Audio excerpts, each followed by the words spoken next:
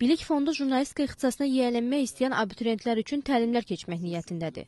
Bu sözləri keçirdiyi mətbuat konfransında Prezident yanında Bilik Fondunun icraçı direktoru Oqtay Səmədov deyib.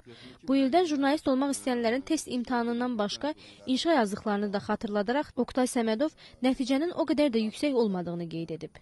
Orta təhsil pilləsinin son 2 ilində şagirdlər, abituriyent, tələbə olmaq niyyəti olan abituriyentlər əsasən bir neçə fənn üzrə hazırlıq keçirlər və onlar testlərə hazırlaşdıqlarına görə onlarda o yazı qabiliyyəti, yazı bacarığı, öz fikirlərini, düşüncələrini yazılı şəkildə ifadə etmək bacarığında bir balaca axsamalar izlənilir.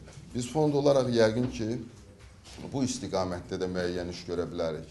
Sizlərdən qabaqcıl, təcrübəli, peşəkar jurnalistlərdən istifadə edib, bizim burada Bilik Fondunda gələcəkdə abituriyent olmaq arzusu ilə, tələbə olmaq, jurnalist olmaq arzusu ilə yaşayan şagirdləri, yuxarı sinif şagirdlərini bizim fonda dəvət edib, sizin iştirakınızla orada təlim kursları təşkil etmək olar.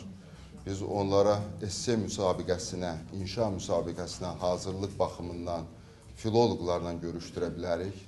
Fond həmçinin Himayəçilik Şurasının üzvü, millətlərarası multikulturalizm və dini məsələlər üzrə dövlət müşaviri Kəmal Abdullahın ideya müəllifi olduğu daha bir maraqlı layihə həyata keçirməyi planlaşdırır. Qurum ölkədəki məscidlərdə kitabxanalar yaradacaq. Bugün məscid təkcə ibadət yeri deyil, həm də əhalinin, dindarların, Allaha sitayiş edənlərin maarifləndirmə məkanına çevrilə bilər.